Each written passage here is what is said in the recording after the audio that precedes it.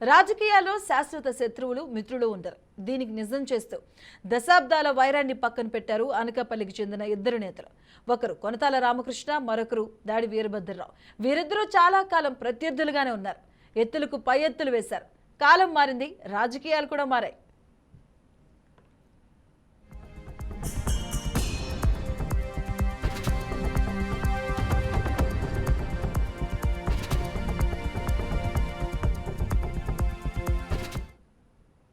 ఇక రీసెంట్ గా జనసేన అభ్యర్థిగా బరిలో ఉన్న కొనతాల రామకృష్ణ విభేదాలను పక్కన పెట్టి దాడి వీరభద్రరావు ఇంటికి వెళ్లారు. ఆయనతో దాదాపు గంట సేపుకు పైగా మాట్లాడారు.